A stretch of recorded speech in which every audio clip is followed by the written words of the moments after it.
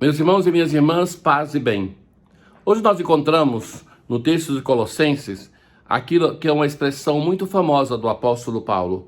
Alegro-me de tudo o que já sofri por vós e procuro completar na minha própria carne o que falta das tribulações de Cristo. Então, completar na própria carne. Como é possível completar? E mais ainda, como é possível faltar alguma coisa no evento salvífico de Cristo em nosso favor? Então, existe sim uma coisa que só nós podemos oferecer ao Cristo. É a nossa adesão ao mistério da sua paixão, morte e ressurreição. Deus não nos impõe a sua salvação. Ele nos deixa livre para aceitar ou não essa salvação. E então, aquilo que falta a nós é aceitar que esse grande evento salvífico que não nos salva sem a nossa colaboração possa agir na nossa vida. Então, cada momento da nossa vida, mesmo o sofrimento, é a ocasião para aderir àquele que sofreu por nós. Nas tribulações, nas dificuldades, nós temos essa chance, essa oportunidade para nós sempre de novo nos redirecionarmos para o mistério salvífico do nosso Redentor. Mas, como já lhes disse, o tema central da carta aos Colossenses é a pessoa de Cristo. E então, ele vai dizer assim hoje, o apóstolo: o mistério escondido por séculos e gerações, mas agora revelado aos seus santos. A este Deus quis manifestar como é rico e glorioso entre as nações este mistério, a presença de Cristo em vós, a presença da glória. Sim, é este o Cristo, o mistério.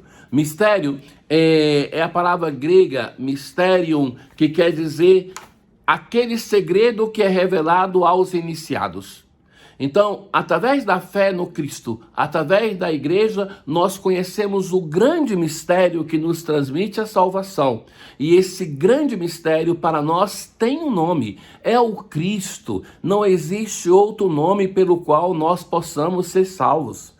O caminho de fé deve fazer com que eu abra minha vida a uma intimidade pessoal com o Cristo, que ele seja o amado da minha história, da minha vida. É este caminho de fé que nos convida a sempre de novo recolocar o Cristo no centro da nossa experiência de fé.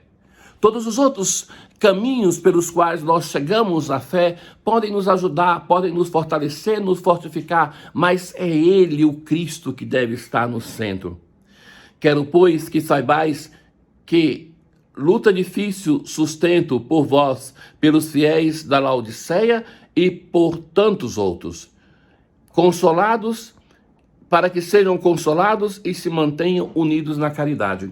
Então, o apóstolo Paulo confia a essa comunidade aquilo que é a sua dedicação pessoal. Sim, um pastor deve doar-se como Cristo pelas ovelhas. Então, ele vai dizer assim, que o modo como eles podem permanecer fiéis ao Cristo é através da experiência da fé, que é sustentada pela consolação e pela caridade. Ao final, sempre evocando a Santíssima Trindade, vai dizer que todos tenham os tesouros da sabedoria e da ciência.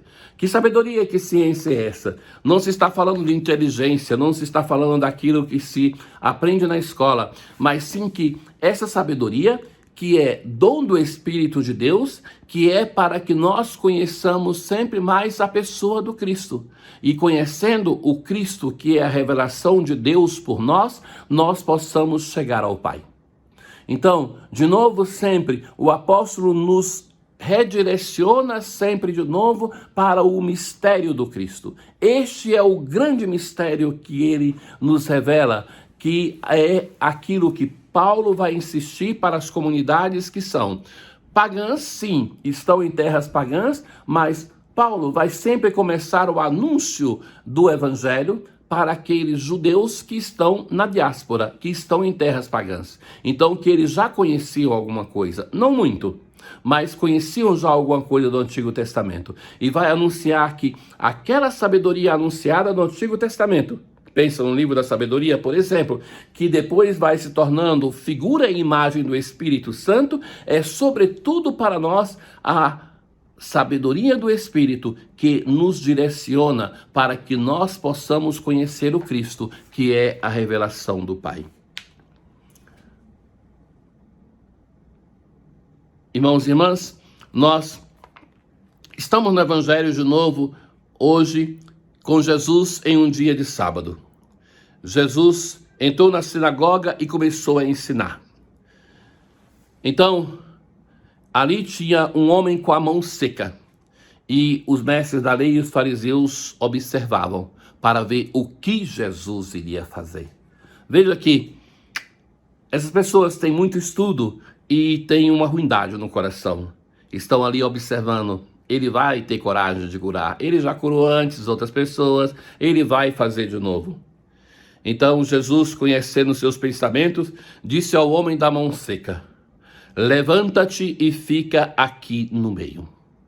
Aquele homem que se acostumou a estar na margem, na periferia, Jesus o coloca no meio. Ali, levanta-te, na sinagoga, levanta-te é o verbo da ressurreição e fica aqui no meio. Jesus faz por esse homem já duas coisas. Este homem que ali estava por causa da sua deficiência à margem, este homem que estava escondido é levantado e colocado no meio. Ele se levantou e ficou de pé. Eu vos pergunto, vai dizer Jesus, o que é permitido fazer no sábado? O bem ou o mal? Salvar uma vida ou deixar que se perca? O que é permitido? Isso vale para todos nós, meus caros, não somente para o povo de Israel. Ou seja, nós temos os mandamentos que, sobretudo, são direcionados para que nós vivamos o bem e o amor.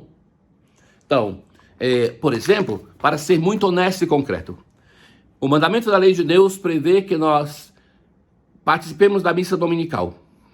Mas se uma pessoa estivesse vindo para a missa dominical e tem um irmão seu que está caído à beira do caminho, alguém foi atropelado, alguém está caído ali, às vezes porque está caído à beira do caminho, já se pensa que é um bêbado e por isso ela não tem dignidade, mas o que é que Deus pediria a essa pessoa nesse momento? Socorra, o teu irmão não pode esperar.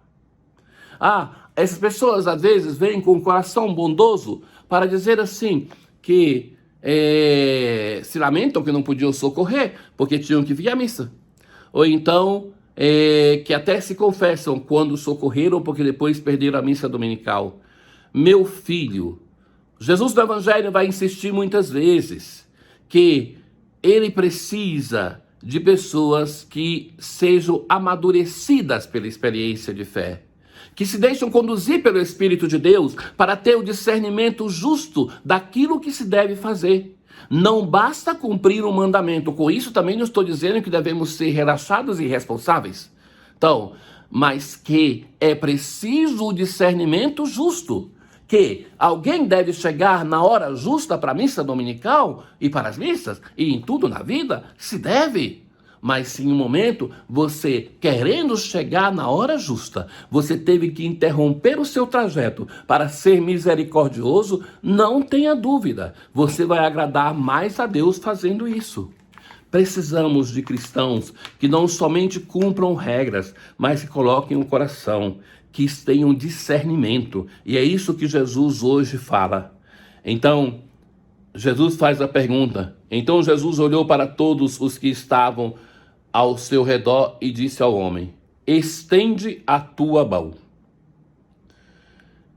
O homem assim o fez e sua mão ficou curada.